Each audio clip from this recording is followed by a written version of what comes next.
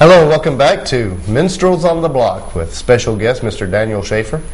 So Daniel, a lot of your songs, you use a lot of metaphors, like Rusty said, house of cards, things like that. Now, there's a lot of writing that's really up there, you know, in the just wonderful upper echelon of music. What makes you choose a lot of metaphors? I think metaphors help to get things over, get ideas over that you can't always get over in a short amount of time of a song. Picture's worth 1,000 words. Yeah, and so if you can paint that picture, then it leaves the listener up to their own interpretation, which means you can have a 3-minute song that just will affect someone for a long period of time. Yeah. Because if they can identify with that picture, then it will just mean so much more to them if they can create almost their own meaning to the song. Also, I think that a metaphor drives at curiosity, the natural human curiosity, to understand just what it was that was meant by that. Of course, House of Cards is kind of obvious, but some of the other metaphors are a little bit more secretive, and so I think also it helps with conveying the emotion. Just emotions that I'm not quite comfortable with just putting out there. Right. But I can say it in a different way that I'm not so uncomfortable with. And are there, like, do you continue to have, like, experiences in your life that drive to these songs? Or are you pulling from past experiences to write these songs, or are you writing songs that are like currently relevant to what's going on with you right now? All of that. All of that. It's just to say it simply. It is kind of a personal thing for me to always associate the music with the emotion. Right. And so it's almost a memory thing. At the time that I'm going through it, there's a certain music that is in me. And even though I can't put it down at the time, something will bring that back. Right. I have a little notebook that I carry around with me, and I'm always writing down ideas every day, all the time. Writing down ideas. A lot of them don't ever come to fruition, but just writing them down as a point of reference so that when I go back, I can say, okay, once I read through the lyrics, it's descriptive enough to put me back at that place of time if I need to go back. Right. A lot of things that have influenced my recent stuff is just all the craziness in the world right now, and just how it doesn't seem to make sense. Nothing is fitting together. Nothing is fitting, and so that sense of the unknown and trying to put sense to nonsense is a lot of what my songs come to be about. Yeah, I know what you mean about the metaphors about people reading between the lines, basically coming away with their... John Denver said that one thing that he liked about music was for people to get pull their own things out of a song, rather than just you telling them this, and this, Right. and that, and they're like, okay, but basically the metaphors make it like a piece of artwork, rather than I was driving in my truck down a dirt road drinking moonshine. Right. But to, instead of being conversational, it makes it not only a song but makes it artwork, and presents almost a physical mental picture along with the meaning of the words. I really highly respect that, and I've always said music is the best therapy when you got things going on. Oh yes, definitely. So, what do you think about the local music scene? I think it's growing. Like I said, I've grown up here most of my life, almost all of it, and it's been sparse, to say the least. But you know, I'm always seeing things now of different acts coming to Columbus, playing the Civic Center, at the River Center. Just a lot more activity than I can remember there ever being. Just in the past few years, and open mic night has been really open and welcoming to everybody that I've invited up there. Also, it's a really cool place to come and hang out, and so I think it's growing. I think everything has its time of progression. I think that forcing it is just going to frustrate people and burn them out. And so I think anything like that will grow and develop in its own time. And so I think it's on the right track. And what would you like to see happen? What is your ideal vision of where it could go? I think what I would like most is for people to stop and pay more attention to local things. I think people are so busy in their lives that they don't stop and pay attention to what's around them. They're so busy watching TV or listening to music on the internet that they don't quite see and appreciate what it is to hear live music, especially people that can identify with your struggles and what you're going through. And so I think, and it's just a wish of mine that people would just elevate themselves to maybe being a little uncomfortable at first, just to put themselves out there and to be a part of that growing audience, so that more people can do this professionally. More people can have time to put more time into it, just so that the whole scene can just grow. But I think there has to be an audience. Yeah. No audience, you might as well play in your living room. Yeah. And speaking of living rooms, there are, I'm sure, this is a question I ask everybody, people out there sitting on their couch possibly watching this show who have a guitar in their lap, who maybe they know how to play the guitar, maybe they're just learning, maybe they've got 50 songs but they play in their living room and they just haven't got up the nerve to come out. People on every level of the songwriting thing, what would you say to those people?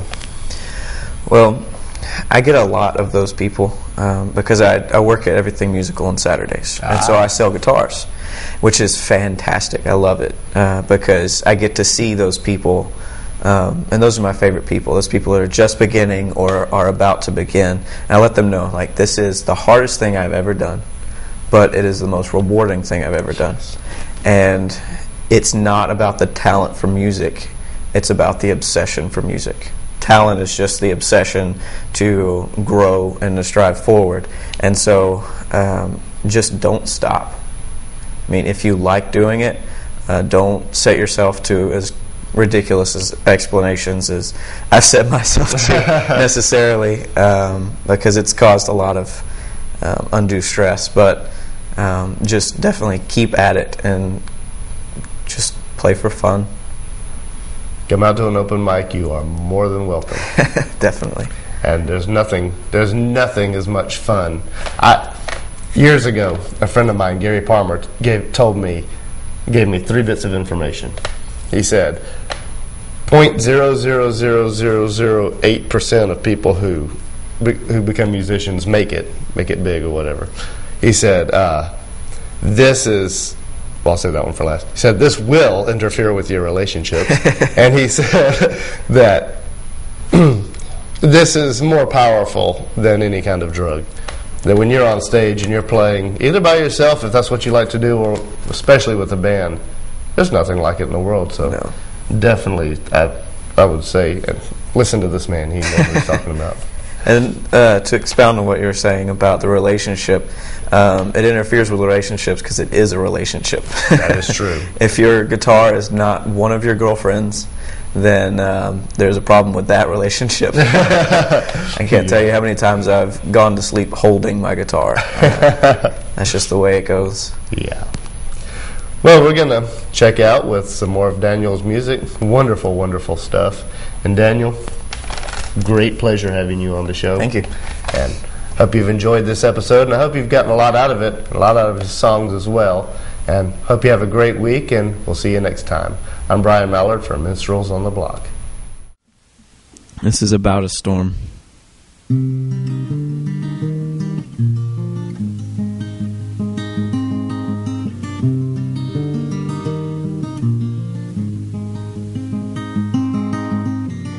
The storm has passed, but you still tremble. Its chill is coursing through your veins. The world outside was once so simple. The world has changed.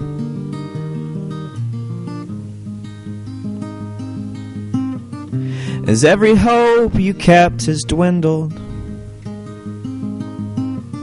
You struggle to block out the sight,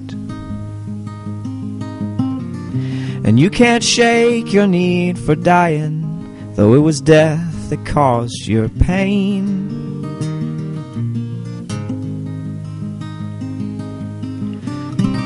Hold on, hold on, breathe in, breathe out, and hold on.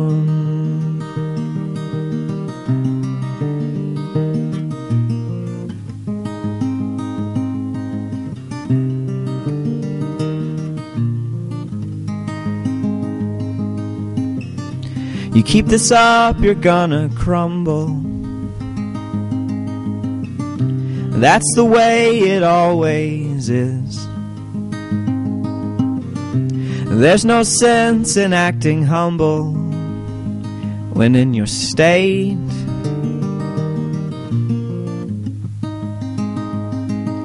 And laying on the ground you may be level,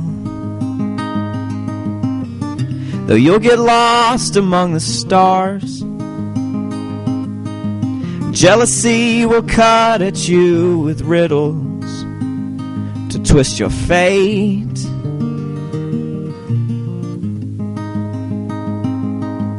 Promise me you won't walk that tunnel. Promise me that you'll keep your head,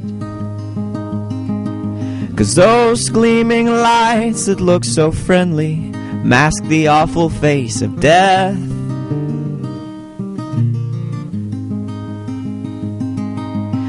Hold on, hold on, breathe in, breathe out, just hold on.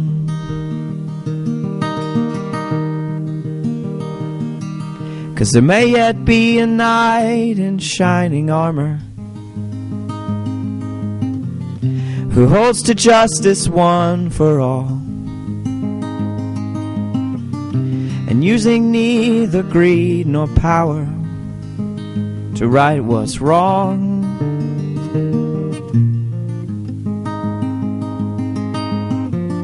And courting neither wealth nor power,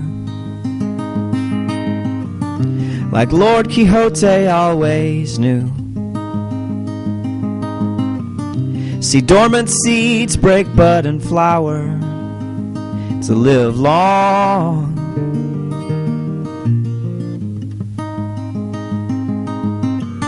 And in the light we will grow stronger.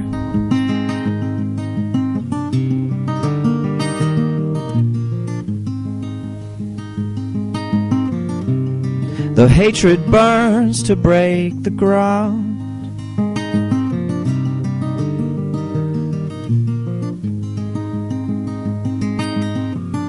and in that day the world will forget there were once strangers all around.